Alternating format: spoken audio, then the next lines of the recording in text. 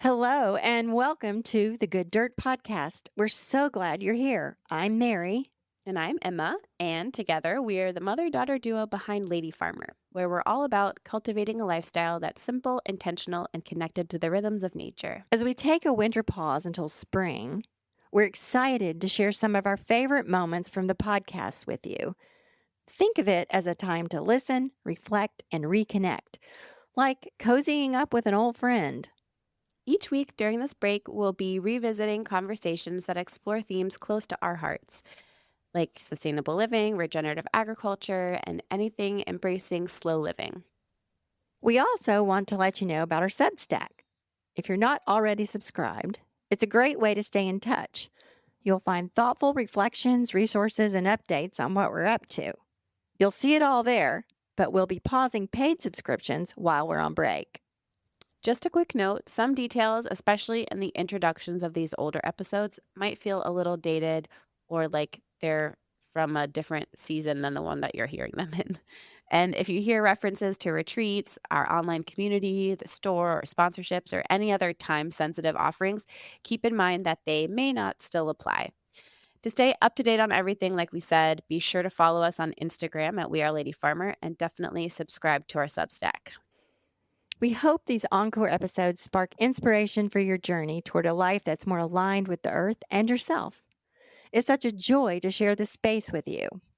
Thank you for being a part of this community.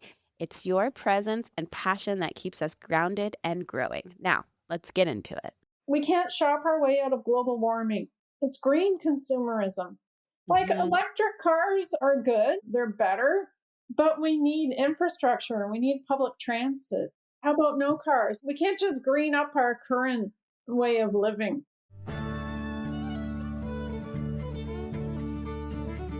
You're listening to the Good Dirt Podcast. This is a place where we dig into the nitty gritty of sustainable living through food, fashion, and lifestyle. And we're your hosts, Emma and Mary Kingsley, the mother daughter founder team of Lady Farmer. We're sowing seeds of slow living through our community platform, events, and online marketplace. We started this podcast as a means to share the wealth of information and quality conversations that we're having in our world as we dream up and deliver ways for each of us to live into the new paradigm, one that is regenerative, balanced, and whole. We want to put the microphone in front of the voices that need to be heard the most right now: the farmers, the dreamers, the designers, and the doers. So come cultivate a better world with us. We're so glad you're here. Now, let's dig in. Hello, everybody, and welcome. If you are just now tuning in or you're just finding the good dirt, welcome. This is a weekly sustainable living podcast with my mom and myself. So, would you like to tell everyone what you've been thinking about this week, Mom? Yeah, so this week we're talking about going through your closet and evaluating what you have and what it's made of and whether or not you wear it, whether or not you want to keep it, and what to do about it if you don't. And it's really fun. It's an exploration of what's in your house, what's in your space. And this is important for all of us to do. And what are you wearing? So I've been going through my clothes item by item, and I look at the contents and is it natural fibers? If it is natural fibers, then that's a win in my book. If it's got synthetics in it, or if it's a blend, or if it's all synthetics, I think, do I want to wear this against my skin? I try to avoid that in my clothing. However, all of us, or most of us, I should say, do have items that do contain some of these synthetics already. So we want to use them until the absolute end of their life or give them to someone who can use them and will use them. But the important thing is if we're hanging on to these things, then remember to wash them less frequently or wash them as seldom as possible, because that's how the microplastics are released into the environment. So those are a couple of things I'm paying a lot of attention to in my closet these days. Do I like it? Is it comfortable? Is it serving a purpose in my wardrobe? And I decide whether or not I want to keep it. And then when I have a pile of things that I think I want to move along, I think about how I can remove them from my closet responsibly. And that means not throwing them away in the landfill, Of course, the average American throws about 80 pounds of textile waste in the landfill each year. So we don't want to contribute to that. I think the best way of moving things along is to find a local outlet like church rummage sales, local garage sales, thrift stores, things that are going straight into your community and being used. So Emma, what about you in your closet this week?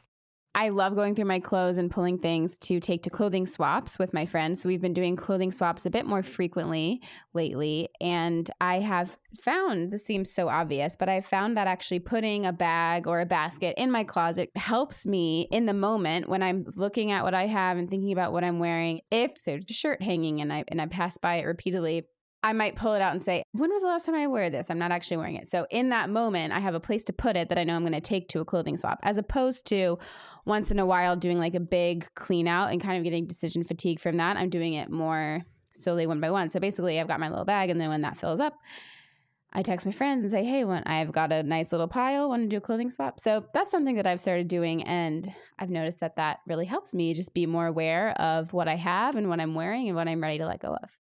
Yeah, that really helps me too. It helps you not put off getting it out of your closet. You actually have a place to put it. I think that's a key point in doing this.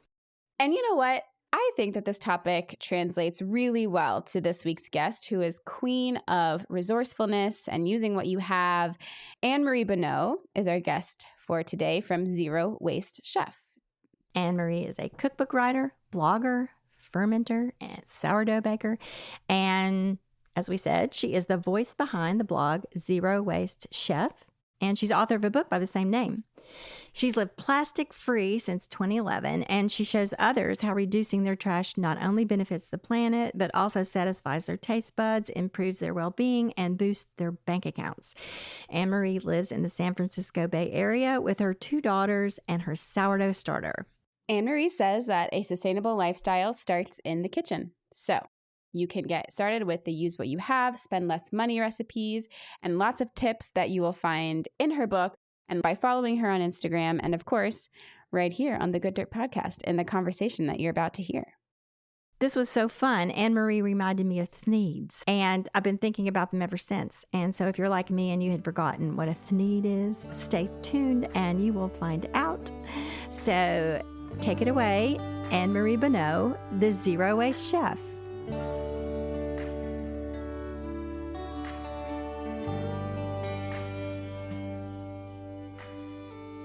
My name is Anne-Marie Bonneau. I write a blog called The Zero Waste Chef, and I've written a book of the same title. And I started down this road after reading about plastic pollution in the oceans.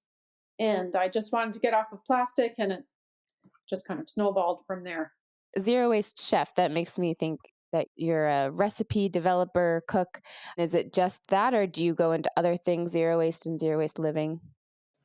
Yeah, I go into other things. So I do have a lot of recipes. When I first decided to kick the plastic, I had to figure out, how am I going to get vinegar? And I might want a fizzy drink once in a while. And I had baked bread since my older daughter was a baby.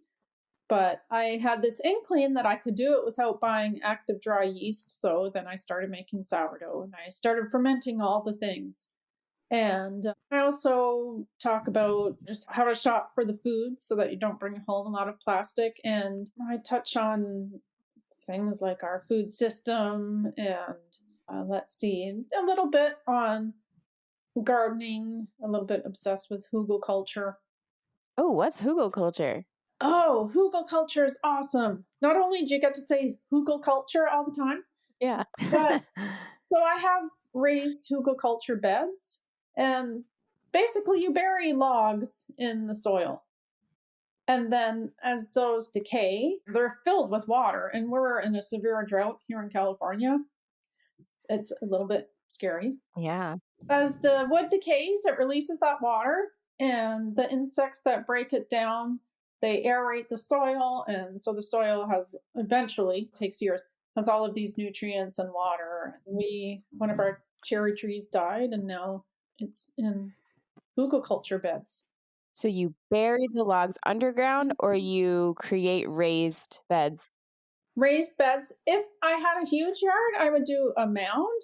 If you Google Okay. Hugelkultur, then you'll mostly see mounds. So they're these raised mounds, but you need more space. And with when you have the mounds, you don't have to bend over to plant. You just stand and you plant things in the mound. Yeah, yeah. This is so cool, Pretty Mom. Have cool. you heard of this? Yes, in fact, we have one. Yeah. Emma, you know that she might not know this, but like way down at the bottom of that hill, when we cleared out all those logs, we made a hugelkultur down there. Oh, super cool. But it's I've never heard you say that word though.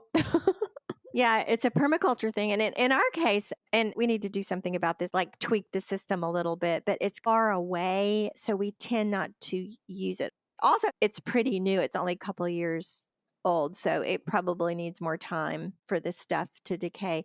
But we need to get into the practice or rhythm of actually using it. It's so much easier to pluck your things from up closer to the house. One of the joys of having a we don't have a huge place. We only have 7 acres, but that's a Oh, lot. nice. That's a lot to do Yeah, whatever you want. yeah. That's nice. And Wow. if it's a couple hundred yards away to get down there, we tend to not use it. So anyway, we need to address that. But yeah, we have a great Hugel culture and it's got all kinds of volunteer stuff growing out of it. It's really something to see.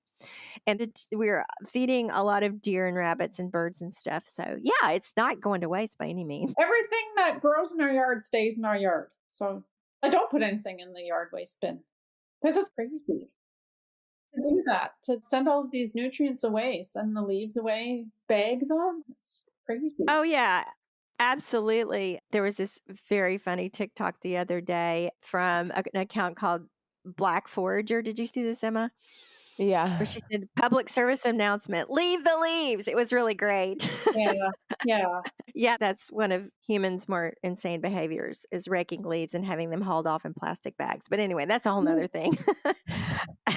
I want to go back a little bit to your sort of transition into no plastic. And you said you read about plastic in the ocean. I'm wondering if there's a moment you can identify, or was it just a series of revelations about that? Or what was the tipping point for you where you said, I'm going to go plastic free? That's a pretty big switch. It was back in 2011. So I had been Mhm. reading about plastic pollution, and I think it was this catamaran that these environmentalists built out of plastic bottles and Uh-huh. other waste materials. And they sailed it from San Francisco to Australia to raise awareness of plastic pollution. So I think that's what caught my eye. And then I found out that animals are feeding it to their young. And so the young starve to death because they're they feel full, but they have no food. And it was Mm, just so horrifying. And it's for things we don't need. We don't need Coke. yeah. It just, yeah, I was just so horrified. I told my older daughter, and we have to get off of plastic. This is terrible. I don't want to be a part of it. Because I'm alive, I am still a part of it because until I have 7 acres, like Yeah. you, and grow everything myself and grow flax to make linen and weave my fabric. And I'm going to participate in the supply chain. And so I may not bring anything home, any plastic home, but it's still out in the supply chain. But anyway, I'm doing what I can in my own life. And also, the food I eat now tastes better. I wouldn't be able to go back if I wanted to. I wouldn't want to. Yeah. So can you tell us a little bit about, if you can remember, because that was over 10 years ago now, the transition, because it's hard to do cold turkey. Oh yeah, you can't. So if you can remember from your personal experience, was it in phases? What was like the hardest thing to let go of? You mentioned fizzy drinks. That's funny. But yeah, can you tell us a little bit about that? Sure, yeah. Yeah, I didn't drink a lot of fizzy drinks before. But anyway, yeah, I learned how to ferment them. The hardest part for me was personal care products. I remember testing shampoo bars and homemade deodorants at the same time, and it was not pretty. That was hard. And toothpaste. So my daughter Mhm. made me deodorant, which I use to this day. It's great. And finally figured out the shampoo thing. And back then, so that was 2011, the shampoo bar selections weren't great. And now there are tons of them. Mm. It's so much more common. And it took months and months to transition because we started in the spring. I remember that's when I was trying to figure out personal care products. And at Thanksgiving, I remember my older daughter was 16 and my younger daughter was 10, and Charlotte did my 10-year-old wasn't really interested or aware of what was happening, but Mary Catherine was really into it. And I remember us saying, Thanksgiving's coming up. How are we going to do Thanksgiving? So it was months. It was a really long, because you can't do it overnight. It's impossible. Our first shopping trip, when we decided to kick plastic, we went to the grocery store and we couldn't buy anything, Yeah. hardly anything. And I don't think I realized before that moment just how much plastic there is.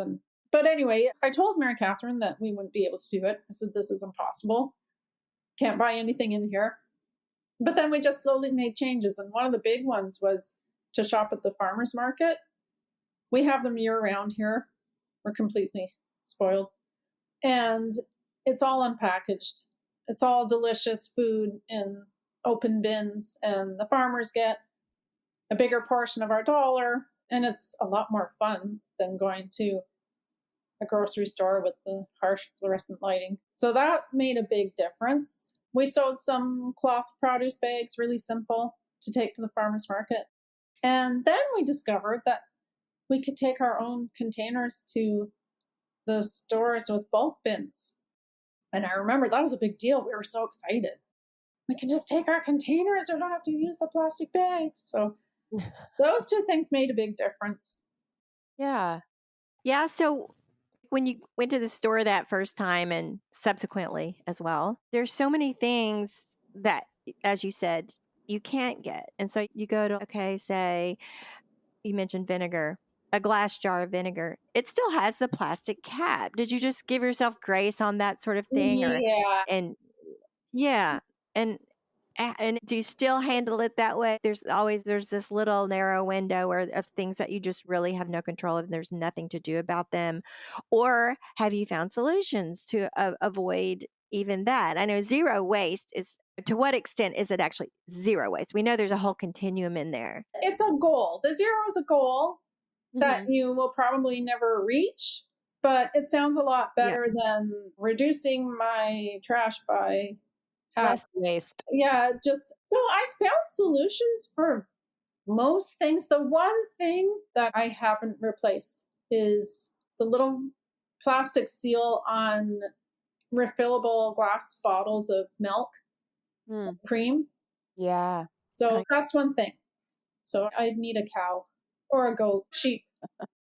Or something that we have here is if there's local farms where you can do a milk share. You go to the farmer's market, you go get your milk out of the one that my mom's still a member of, and I did it last year. It was a bit of a drive though. So there's trade-offs to everything, but you would bring your own jar and they had this big tank and you fill it up with fresh milk. Oh, So that's awesome. good. I bet you guys have something like that there. I probably have to yeah. drive pretty far. I've heard Yeah. of vending machines even. What? Yeah. Yeah. You take your glass bottle, and not around here. I think I read about them in Vancouver Okay. or in and around Vancouver. You take your bottle and put it in, I don't know, put some money in the machine, and then it fills your bottle with milk. Wow. Is raw milk legal in California? I don't even Yes. know.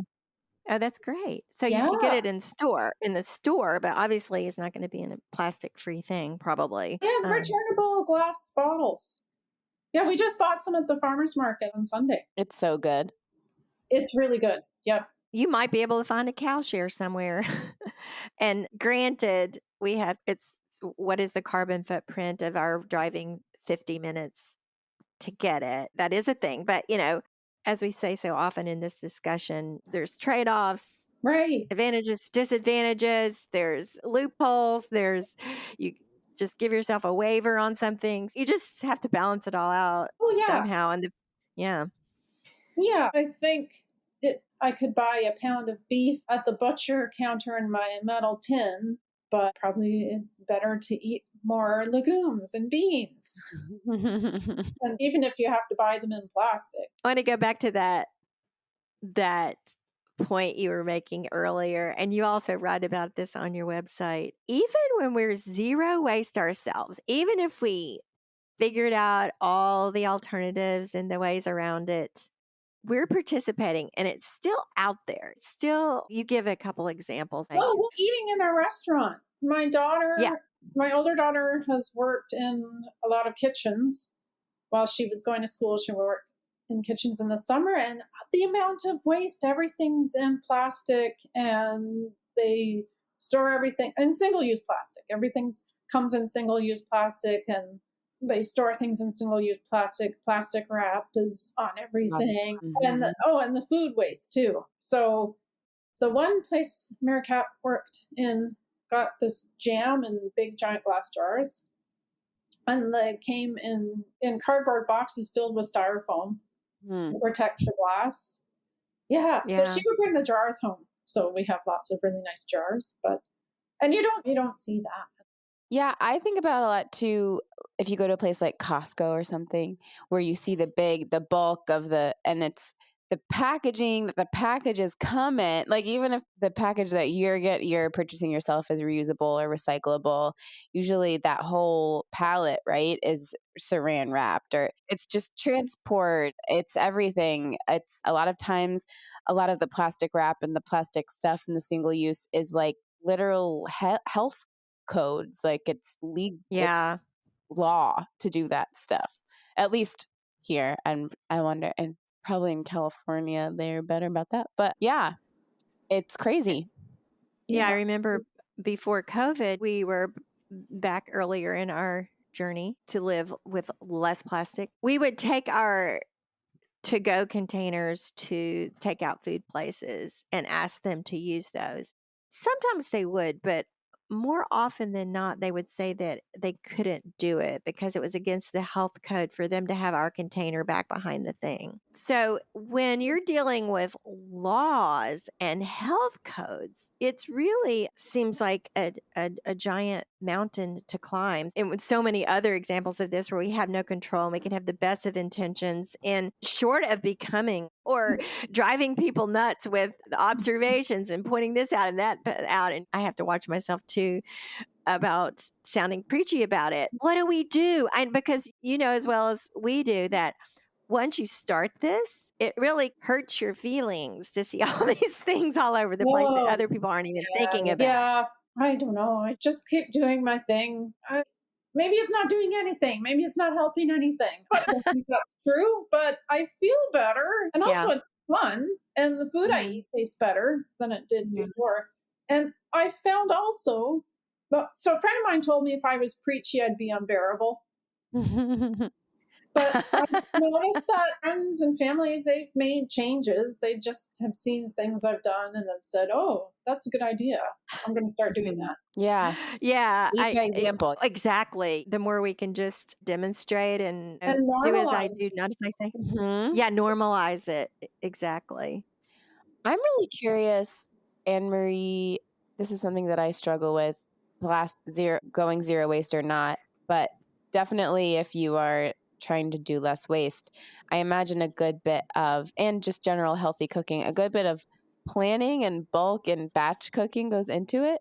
And I wonder how much your weekly routine, daily cooking routine, how much of it is planned out, and what is your rhythm like? Have a loose plan on the weekend. So this weekend we went to the farmer's market. Actually, Mary Catherine went on Saturday morning because she had an appointment down by the farmer's market and she bought a few things. And then we went on Sunday and did our main shopping. And we spent most of Sunday cooking so Okay. that during the week I don't have to. I Okay. made a giant vat of dal, a potato cauliflower dal. Yeah, Mm. it's really good. And Mary Catherine, she made bone broth and then with the big pot of it. And then with that, she made roasted honey nut squash soup, big vat. She roasted the honey nut squash and leany onions. I think that's what they're called. Fancy onions, garlic, roasted garlic, and had rosemary in with the honey nut squash. Mm. Pureed that with the broth. It's amazing. The soup is incredible. It's Mm. so good. And what else did we make? Oh, I made some pastry. And so yesterday I quickly made a galette. We had leftovers, but we also had dessert. And we still have lots of soup and lots of dal. And I still have some pastry. So tonight I'm going to make a quiche. And then tomorrow night we'll have three leftover dishes to choose from. So Awesome. that's how I do it. I look in the refrigerator first before Okay. I go shopping. So I look in the refrigerator and think, okay, what can I make with what I have on hand here? Instead of asking, oh, what do I feel like eating? I saw you had a post recently. Did you just finish up a challenge with your followers where it was like use what Yeah. clean out your pantry or something? That's so great. Yeah, I thought before Thanksgiving would be a good time to reduce food waste because Mhm. you'll clear your refrigerator and pantry out for all of the stuff you're going to buy and you'll make Mhm. room for leftovers. So that was maybe day one. It was, yeah, cook Okay. something with what you have on hand before you go shopping. And if you do that, you will slash food waste and also probably packaging waste too, because some of that food probably came in packages. Mhm. And so if you eat that, instead of having it go bad, and buying more food in more packages, you'll slash all kinds of things and you'll save a fortune. Yeah. Yeah, so that sort of touches on the concept of convenience and how for a few decades now, that has really driven our consumer habits. And I remember I raised my children in the 90s, and kind of mantra then was do whatever's convenient for you. You have to get through the day, you have to make it work. And that was a boom time for a lot of these. They've been along for a while, but really these packaged foods and these things to put in the kids' lunches, cheese sticks Yeah, and the Lunchables. Lunchables and the pudding and plastic thing of pudding. And we were led down the path of your peace of mind or your sanity is worth this. This is what you need to do to help yourself get through the day. And I think that has certainly shifted a lot. People are certainly more aware now. And back then in the 90s, I don't think like we realized the extent of the amount of throwaway stuff that was going on, or it wasn't sinking in. But anyway, I would, since you do this and you make a practice of it and you write about it and you blog about it, how can we shift the modern day consumer into believing and knowing that lower or zero waste doesn't have to mean more work or more time? It doesn't have to mean, oh, this is less convenient, so I can't do it because my life is so crazy. How can we reframe that? Because that's not true. I don't think that's really true. In some cases, it is. But anyway, can you speak to that? We need I think, a whole mind shift. Sure, opening a can is a lot more convenient. Cans are lined with plastic, though. But all of this stuff is highly processed food that's making us sick. Yeah. And now it's Western diet. It's now the global diet. It's just not. We can't go on like this. I was talking to a friend about this yesterday, and she said sustainability has to be convenient, or no one's going to do it. And I thought, what's the alternative? We can't continue like this. So laws would really help if we Mhm. had laws banning, and there actually are several that went into effect last year in California. There's one that companies will no longer be allowed to put the chasing arrows symbol on products that aren't actually recyclable or that won't be Wow. recycled because people buy the stuff and they think, oh, I'll put this in the bin, and then it becomes something else and has zero impact. Hmm. And so it's just not true. Mislead. We need to learn some life skills. So schools taught things like cooking and gardening, just taught people how to take care of themselves. Then the kids can teach their parents. Because all of that cooking we did on the weekend, it was a lot of work on Sunday, but now I can relax and I don't have to go through drive through or order something from DoorDash. I've got like this super healthy, delicious food that tastes better than what I would order through DoorDash. Yeah. And The decisions that are made for you for the week, I find I get really tired. I get decision fatigue from every mealtime. Okay, what am I going to eat? If you have two or three things to pick from in your fridge, that's So many. Oh, And yeah, that's convenient. That's really Yes, convenient. exactly. it's so convenient. Yeah, the stuff's it's already. I just have to heat it up, and I also have. So with my doll last night, I also had some chopped fermented jalapenos that I had made in the spring, maybe summer. Anyway, really good, and a preserved little bit of preserved lemon, and some Mhm. cilantro chutney that I had frozen. I made a while ago. It was so yummy. Yeah. Also, I think there's something that this is sort of an unformed thought, but the convenience of that can, we only see the can part and our experience with it, which feels convenient, but everything that went into that can is like really not convenient for Right. people who worked to get it there, for the systems that have to be in place to do that, for the planet who has to support all the energy to make all of those things. So it's a really hard conversation to have, but I think have to keep having it because the way that the system is set up is that there are sectors of the population that rely on those cans and there's times when I rely on those cans, Oh yeah. but that's the problem is the system, Oh, right? It's absolutely. systemic and it's not the consumer's fault. No. Right. So I think that we just have to say that more. Oh, yeah. No, absolutely. If people don't have a living wage, then they can't take care of themselves and their families. Yeah. Then they don't have time to cook. No, the whole system. We have this centralized food system with a handful of companies controlling everything and getting obscenely rich in the meantime and making consumers sick. And they decide what we eat and who makes it. And yeah, Yeah. the whole system. And they decide how to talk about it as well. And for decades, they've been talking about it as if these things are going to make your life easier. And apparently, we have swallowed it hook, line, and sinker. We have, oh, yeah, it's so convenient to buy all these single use plastic foods to throw in the kids' lunch. Then I don't have to make lunch. Okay. So we in turn can be talking about things differently now. We can just point out here is the convenience of taking a couple hours on Sunday and with your farmer's market food and having these foods ready to go in your refrigerator. This is really convenient and also healthier and tastes better and all the advantages to this. And by the way, you're having to schlep to the store many times a week to pick up these items, these processed packaged items. That's not so convenient after all. There's a world in which you're just running back and forth to the store a lot. And so it's just a matter of, I think, talking about it a lot and doing by example, which you do so well. Well, thank And with Zero Waste Chef, just helping people reframe this conversation that's been fed to us from the powers that be. It's just not true.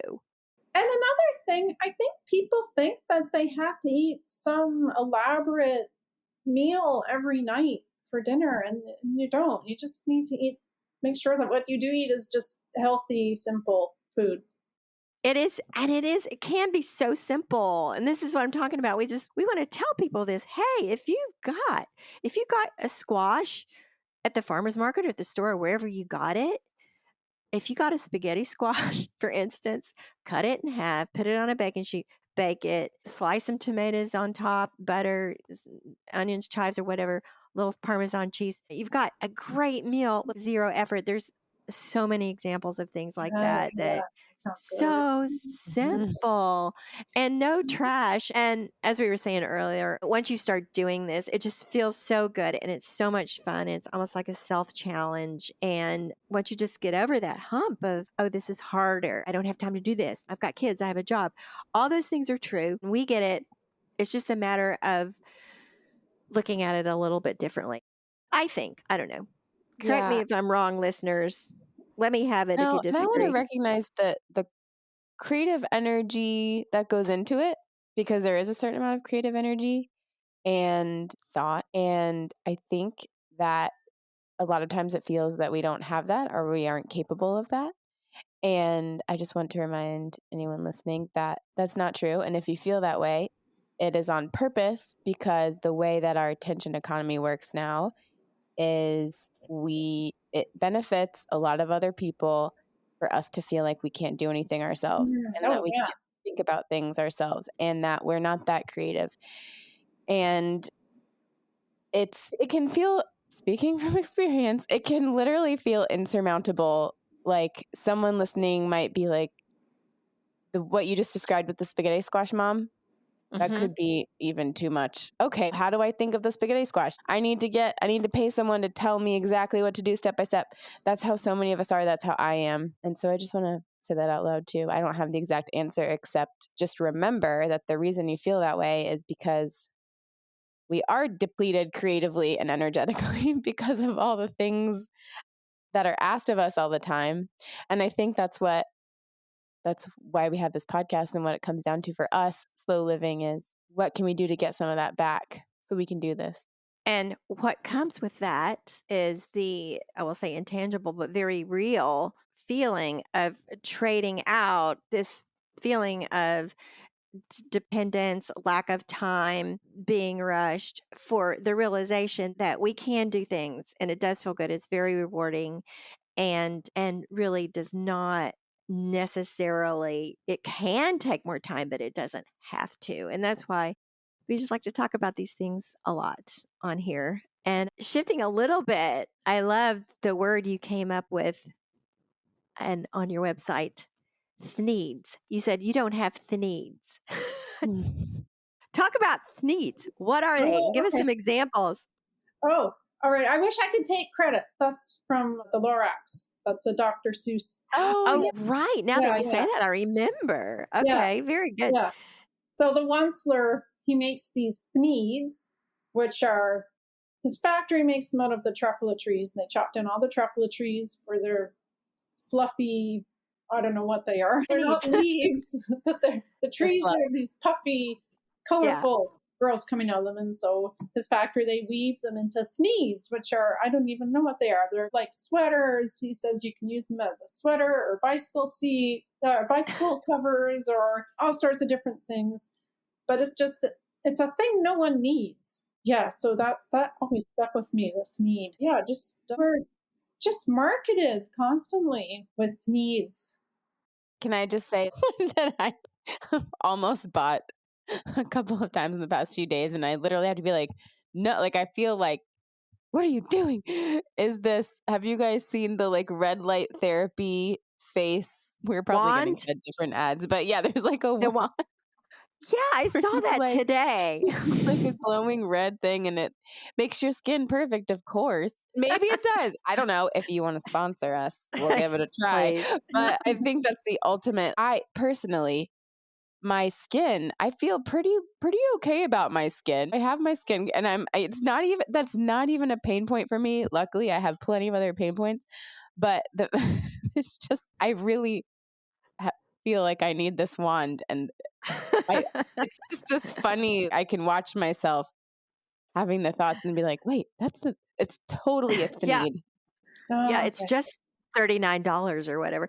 Yeah, No, it's 150, the one that I saw. oh, And no, I thought really? about Well, it. Can you guys Yeah. say your needs? Now I'm embarrassed. Oh, thneed. I've bought yeah. lots of thneeds in the past. I can't think Yeah, of any off the top of my head, but Amazon's I've bought you definitely used to buy thneeds. Yeah.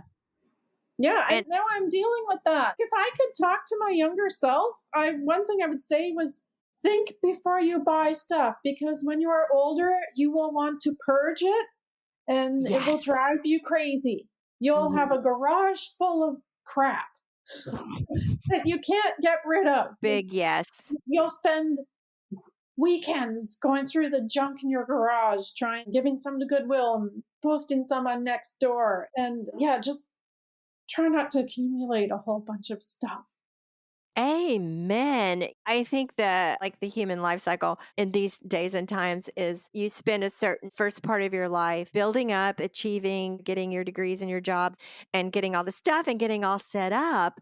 And then at some point it tips very quickly into, oh, golly. And you start undoing all those Yeah, things and undoing yeah.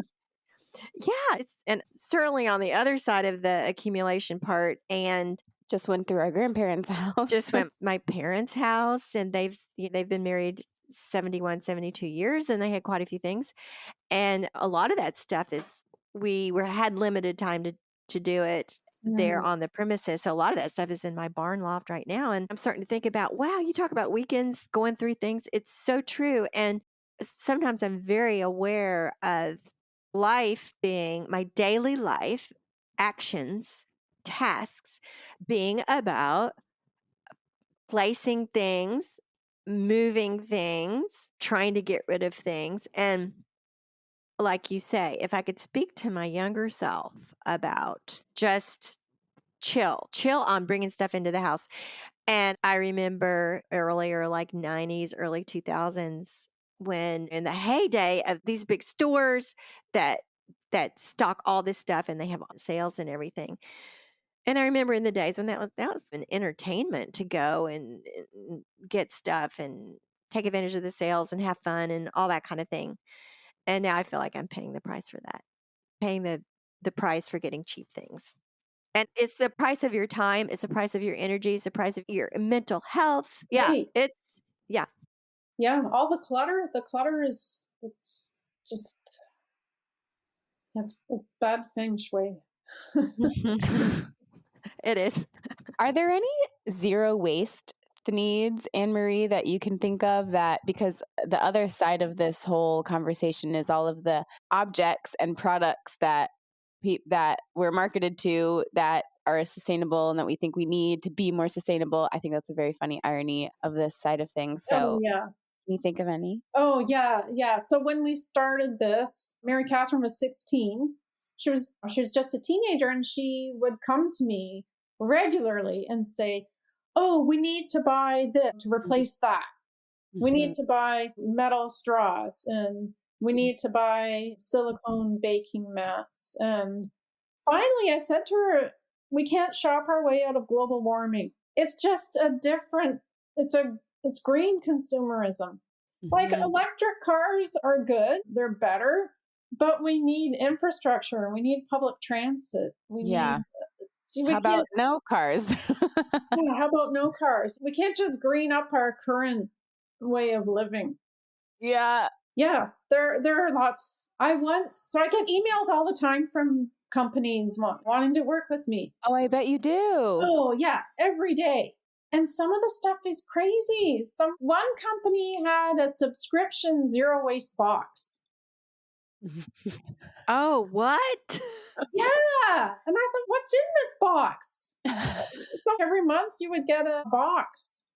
Yeah, and Yeah, that's the yeah, so need many for sure. just because we're such a consumer culture. Mhm. We can't seem to think beyond buy. We're just constantly bombarded with that message. So there's so much greenwashing, too much greenwashing. Yeah. I think that's what the whole conversation, this conversation, and the bigger conversation is when we can pay attention to the thought processes that we've evolved over these decades. When we become conscious of that, we can unravel them, we can back off of it, and actually catch ourselves like you with this ultra red skin wand, Emma, and say, The oh, light therapy. I don't light even know what therapy. that means, and I'm like, Yeah. I need it. Oh, I'm feeling this impulse. And just stop a minute, recognize it, be able to unravel that and possibly make a different decision, not necessarily, but give yourself a chance to make a different decision. Oh, I'm listening to that book, Emma, that it's the book club choice in our online community, the Almanac, and it's called The Good Ancestor. You would like this book, Anne Marie. Oh, And he's talking about the advent of the buy now button. Everywhere you see a thing online, and there's the button right now, buy now. So that just short circuits any thought process, any kind of mm. reflection about it, or yeah, it's right there. So anyway, Well, watch out for Amazon buy now. patented the one click. Yeah. Buy now. Yeah, there's even one, there's put in your cart, and that gives you a chance to think about it for Add a to couple of cart. days. Mhm. Add to cart. And then there's buy now. Don't even add to your cart. Just press Just this buy button and now. Yeah. your credit card's charged and it's on the way. And don't think you're going to be able to cancel that because 5 minutes later, they're going to tell you it's already on the way. Mhm. Right. Yeah, it's Yeah. pretty amazing. I think if I want to buy something, if I think there was something recently, I can't think of what it was, and I thought, oh, I could get that. But if I just tell myself, okay, can't buy it for a week or a month, by the time the week has passed, I can't remember I know. I what do it was that that I too. thought I wanted. That's the best. That's the best test. Sometimes for me, it's even 24 or 48 hours. I don't even have to say a whole week. I'm like, if I'm remembering in 48 hours and I still want it, and usually it's totally gone. Yeah. Yeah. That's so interesting. Do you think that there is the thing about this conversation is that it's depressing because it feels like there's no way out of the capitalist system, because it's what we are in. And if we opt out, then we Are have to opt hermits? out of everything. So is there any sort of positive, do you have any thoughts about, is there any hope for conscious consumerism? I'm saying that with air quotes, or buying greener, or participating in the system but also having it evolve to be better? Or is it just like we just need to totally think of a new way of doing things? Just casual question. Small question. I think the system can evolve and we have to operate within the system that we Yeah. find ourselves in. Apparently, I'm a hypocrite because I live indoors with heating and Yeah. yeah, you can't be perfect. It's impossible. But no, I think the system can evolve. It has to evolve. Where do you So find hope? What do you find hopeful? Yeah. Zooming out, what do you see happening this is good. This is the right direction. there are, I don't know, I guess there are more of us, I think, who are concerned than there are fossil fuel CEOs. That's a fun way to put it. Yeah. There are, like, there are millions and millions, hundreds of millions of people Yeah. who care and who are working on this. So that gives me hope. And then just being active gives me hope. If I did nothing, then I would probably be pretty anxious and depressed. Yes. But just by taking action and then Mhm. seeing all of the other people taking action. So that gives me hope.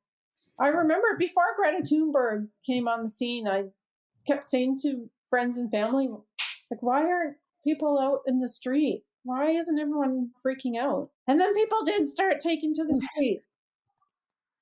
I So Yeah. agree with you that doing something active really does make you Yeah. feel better. And thinking about getting in a tailspin about whether or not it's actually doing anything is so counterproductive, because I think that if it is affecting you and the people around you, then it is doing something to whatever scale it is, even if it's as simple as nourishing yourself better, or nourishing your family, or helping farmers do their thing, or whatever it is. Ever since we started this project, my climate anxiety has, because I'm actively working every day on spreading these ideas and having these conversations. And no, am I directly contributing to lowering the CO2 in the atmosphere? Probably not. But the act of engaging with it every day, it's just a different energy. I'll say where I find hope is we tend to talk about technology as that's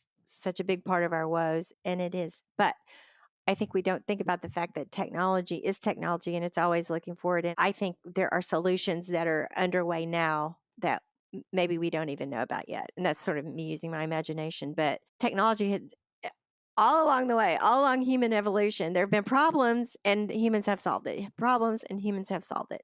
Now, Mhm. whether or not we've gone too far this time, that remains to be seen. But there still is hope that there are great minds out there working against bigger forces to bring about change. So, as well as all of us doing what we can on our own level. So, anyway, I do think there's hope before we start wrapping up. I'd like to hear you talk more about how zero waste and better health go hand in hand. oh, okay, I tell people results may vary, but I'm much healthier now than I was before because I stopped buying food in shiny packages, which is all the highly processed stuff. Not that I ate a ton of it, but now I don't eat any of it. About 2 weeks into this, I realized, oh, I'm eating a lot more fruit and vegetables. My health improved. Yeah. It's cool how fruits and vegetables come in their own packaging. They I do. love that. Yeah, amazing. Yeah. And then I started fermenting. I had made yogurt for a long time since Mary Catherine was a baby, but I didn't realize I was fermenting milk. I just knew, oh, if I heat this milk up and then let it cool a bit and add yogurt from the previous batch, I get more yogurt. Do you have any funny stories about maybe trying not to engage with plastic and then people not getting it and then Yeah. Any stories on that score? Once I was in the paper, the Mercury, San Jose Mercury, which is it's a big paper. Mhm. And so a reporter and her photographer came over and they spent a lot of time with me. And I didn't know when the story was going to come out. And a friend of mine texted me. She said, "Oh, great, right up in the Mercury this morning." And sent me the link and I read it and I thought, oh, yeah, it's a good article. And then later in the day, I thought, oh, I wonder if it's in the print edition. So I went to the store and I wandered around and I saw it and I was on the front page above the fold. Yeah, like on the left, like the main story. And I Wow. just was like in a panic. And I had the same shirt on as I did in the picture. Ah. And I remember just like in shock. And I grabbed the paper and I went to the cashier and there was a woman in front of me, but there was space on the conveyor belt. So I put the paper down and she turned to see people look and what are they buying?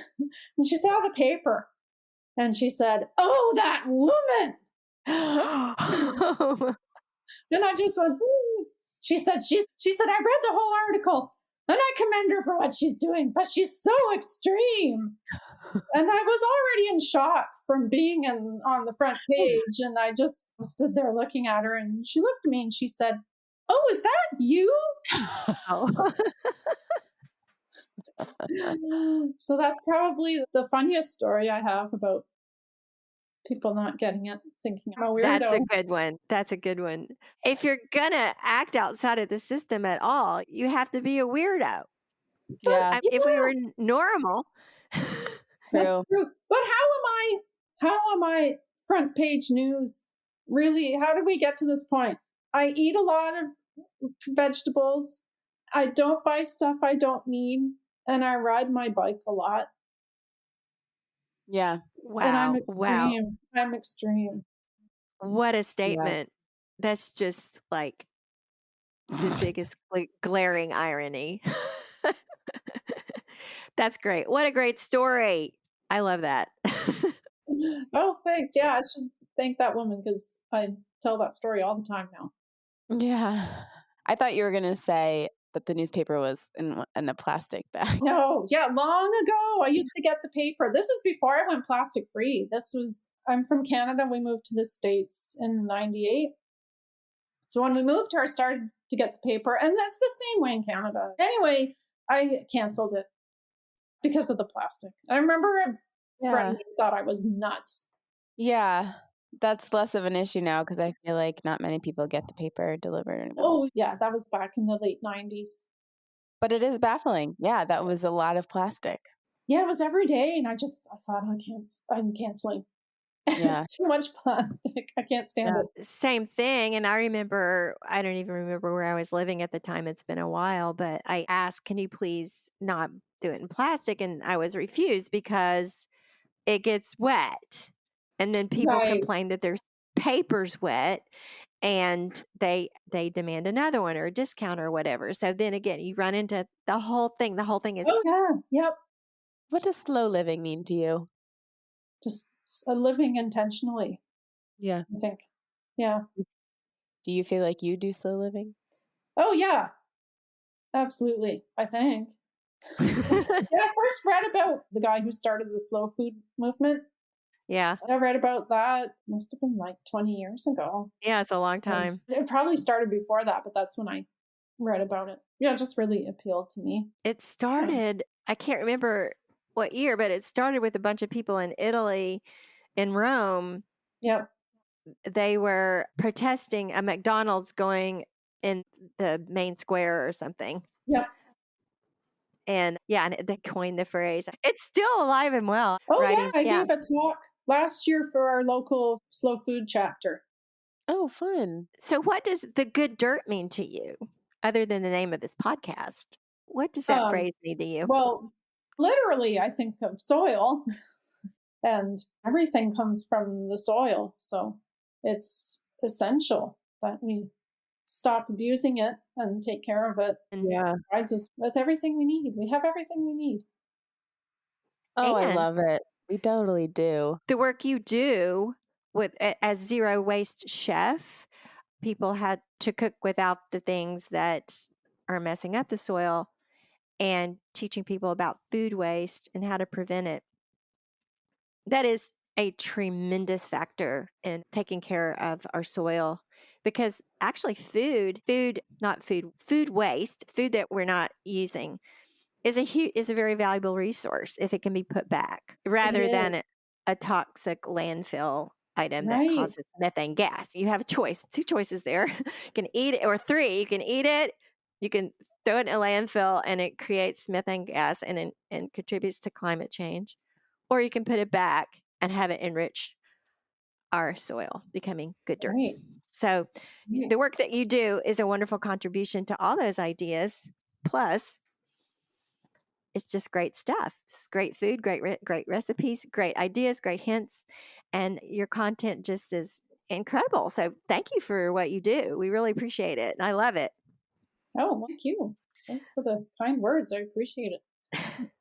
Is there anything else that you want listeners to understand about the work that you do? The perfection is not possible. So just let go of that. If you want to reduce your waste, just start with the easy stuff. Don't focus on the stuff you can't do. Yeah. And what, in your opinion, is the easy stuff, or in your experience, is the easiest stuff? Well, so for us, it was eating more vegetables Yeah. and fruit. I think I have my standard talk that I give when I go around, and actually, it's mostly been on Zoom lately, but give my standard talk. And really, the short version is eat more whole foods, Yeah. eat more fruits and vegetables. And if you do that, you're going to address a lot of problems. Yeah. And the food is delicious. So, And my trick is at the grocery store. If you are going to the grocery store, if you're not lucky enough to have a farmer's market, you don't have to use the little baggies for your veggies. You can just put them in your cart. Or you can also that's- bring your own bags. But if you're someone like me who always forgets them, you just don't need to use a bag. right. The cashier doesn't care. Yeah. It's fine. Yeah. We don't need to put, I don't know, small pumpkins in a plastic bag. No. Yeah. Along those lines, and I think you use this quote on your website as well, the quote from Michael Pollan: "If it's a plant, eat it. If it was made in a plant, don't."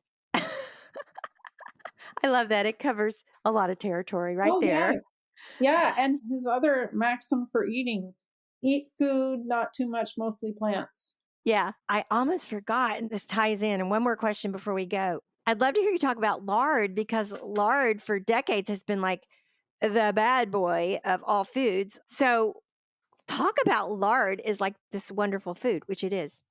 Oh, lard's delicious. I haven't rendered lard in a while, but lard's delicious. Makes the best pastry. My mom makes Oh, yeah. amazing pastry because she puts lard in it. Yes. And yeah, if you want it from pasture Uh-oh. raised pigs, and you just need a little bit. I haven't made these for a long time. Baked beans. The Ooh. recipe, yeah, the recipe I used to make, it's an Alton Brown recipe.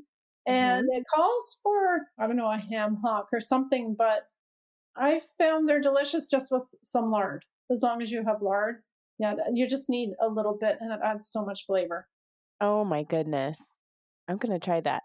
Making baked beans. That's a great, I don't know, correct me because you've probably made them. I have not, but I think that would be a great swap, a fun swap to do, because baked beans in a can are not the most healthy thing you can eat. A lot of times it's a ton of sugar Oh, yeah. and stuff that's in it, Hmm. but baked beans homemade and with lard sounds like it would be amazing. Oh, they're amazing. I use my Dutch oven, my big Dutch oven.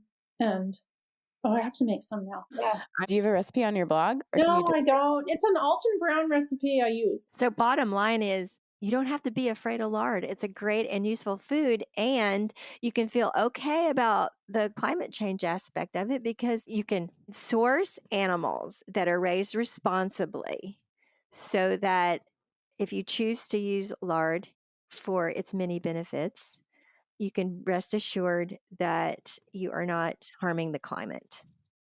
Also, in general, it is a byproduct. It is. So It is. even if it's not like from the sourciest source, it's still using something that would otherwise be not used. Good So point. I used to get free pork fat at the butcher. They would just yeah, feed me pounds and pounds of it for yeah, free because they just throw it out. yeah. Oh, And it makes, if I were to buy lard, I would make quite a bit of it. It would be really expensive. it's such a good point. Yeah. And I wanted you to talk about that because I did notice that you talk about lard and that how you like to use it. And I think a lot of people are just almost afraid of it, actually. Or Yeah, because for years we were told a low fat diet was the best and fat's really bad for you and you should never eat fat. And it's not true. I'm getting hungry now. I know. Thank you so much for chatting with us today. Oh, thank you. anything else you can think of that you wanted to talk about or you'd like to talk about that you didn't mention now?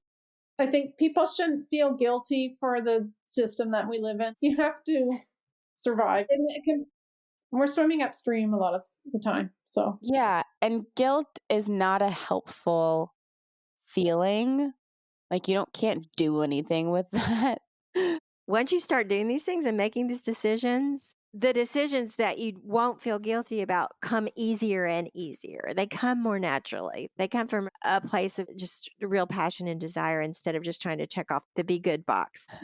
Thank you so much, Anne Marie. We'll be in touch. okay. Yeah. Okay, well, thank you, Emma and Mary. It was great. Yeah. And I'm gonna go make my baked beans. And Yeah, I'm gonna look up that recipe too. Haven't made it. Yeah. and thank you so much for your time today. I know you're so busy. We really appreciate it and just really enjoyed it. Thank you. Yeah, I did too. Thank you. Okay. Thank Bye-bye. you. Bye-bye. Thank you for tuning in, calling in, and spreading the good dirt. You can reach our listener voicemail at 443-459-1950. That's 443-459-1950. You can find this number in our show notes and in the link in our Instagram profile. This show is produced by Lady Farmer with original music composed and performed by John Kingsley. Our technical partner for this series is Citizen Racecar. Post-production by Alex Brower and Jose Miguel Baez, coordinated by Gabriela Montequim. For more from Lady Farmer, follow us on Instagram at We Are Lady Farmer. That's We Are Lady Farmer. Or join us online at www.ladyfarmer.com. We'll see you next time on The Good Dirt.